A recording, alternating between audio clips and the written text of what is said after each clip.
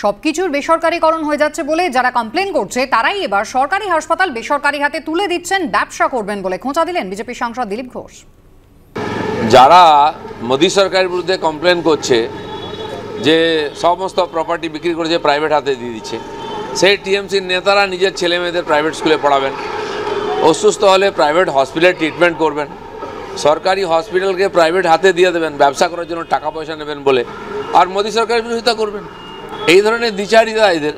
এবার সরকারি হাসপাতালের জমিতে হবে বেসরকারি নার্সিং স্কুল ও কলেজ।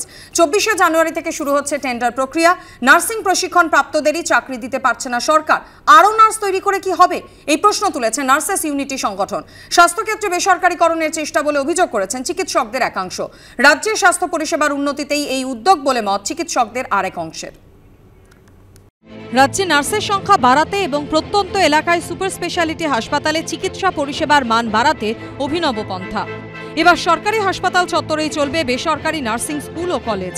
সরকারি জমিতে নার্সিং কলেজ খোলার জন্য এবার বিভিন্ন বেসরকারি সংস্থার থেকে টেন্ডার চেয়ে বিজ্ঞপ্তি জারি করল রাজ্য সরকার। স্বাস্থ্য ভবন জানিয়েছে, প্রথম ধাপে 10 বছরের জন্য সরকারি হাসপাতালের জমিতে নার্সিং কলেজ ও স্কুল খুলতে পারবে বেসরকারি সংস্থা। পরে পরিস্থিতি বিবেচনা করে আরও 10 বছর থেকে সর্বোচ্চ 33 বছরের জন্য বেসরকারি সংস্থাকে সরকারি জমি লিজ দেওয়ার সিদ্ধান্ত নেওয়া হয়েছে। রাজ্য সরকারের বিজ্ঞপ্তিতে জানানো হয়েছে, এর জন্য প্রাথমিকভাবে একটি মেডিকেল কলেজ, একটি জেলা হাসপাতাল এবং 14টি সুপার স্পেশালিটি হাসপাতালকে চিহ্নিত করা হয়েছে।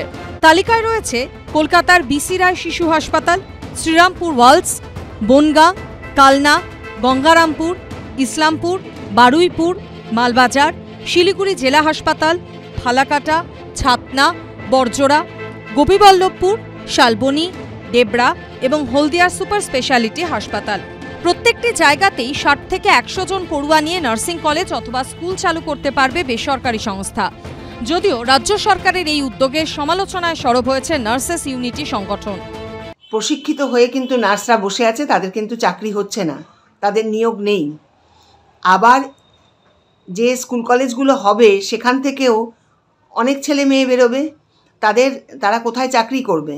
কাজে আমরা নার্সেস ইউনিটি সংগঠনের তরফ থেকে মনে করি, সরকার যদি পরিকাঠামো তো তৈরি আছে, মানে বিল্ডিংটা তৈরি আছে, ক্লাসরুম তৈরি আছে, সেখানে যদি সরকার সেই স্কুল বা কলেজগুলো করতো তাহলে কিন্তু এটা আরও বেশি ভালো হতো। এই বেসরকারিকরণের আমরা নার্সেস ইউনিটি সংগঠনের তরফ থেকে এটা তীব্র প্রতিবাদ জানাচ্ছি। সরকারি হাসপাতালের জমিতে কেন বেসরকারি নার্সিং স্কুল বা কলেজ? রাজ্যের স্বাস্থ্যক্ষেত্রে বেসরকারিকরণের চেষ্টা বলে অভিযোগ চিকিৎসকদের একাংশের।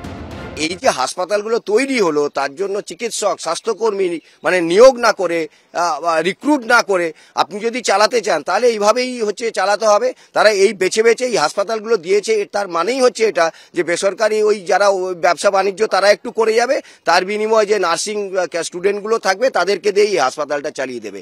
এটাও একটা ভেতরের গভীর পরিকল্পনা বলে আমাদের মনে হয়েছে। সেখানে যদি বেসরকারিদের সঙ্গে সহযোগিতায় নার্সিং কলেজগুলো গড়ে ওঠে, এই নির্দেশিকাটা নার্সিং কলেজগুলো নিয়ে রয়েছে, তাতে দুটো উপকার হবে। এক হচ্ছে পশ্চিমবঙ্গ থেকে যে প্রচুর পরিমাণে ছাত্রী প্রত্যেক বছর ভিন রাজ্যে নার্সিং পড়তে যান তারা উপকৃত হবেন, তাদের এখানে নার্সিং কলেজের সংখ্যা বাড়বে। এই প্রান্তিক জায়গাগুলোতে যত নার্স বাড়বে তত কিন্তু আগামী দিনে আমাদের চিকিৎসা পরিষেবার মানও বাড়বে। এটাকে আমরা সাধুবাদ জানাচ্ছি। 24শে জানুয়ারি থেকে শুরু হচ্ছে সরকারি হাসপাতাল চত্বরে বেসরকারি নার্সিং স্কুল ও কলেজ খোলা টেন্ডার প্রক্রিয়া। তার আগে আগামী বৃহস্পতিবার আগ্রহী সংস্থাদের স্বাস্থ্য ভবনে বৈঠকে ডাকা হয়েছে বলে রাজ্য সরকার সূত্রে খবর। সন্দীপ সরকারের রিপোর্ট, এবিপি আনন্দ, কলকাতা।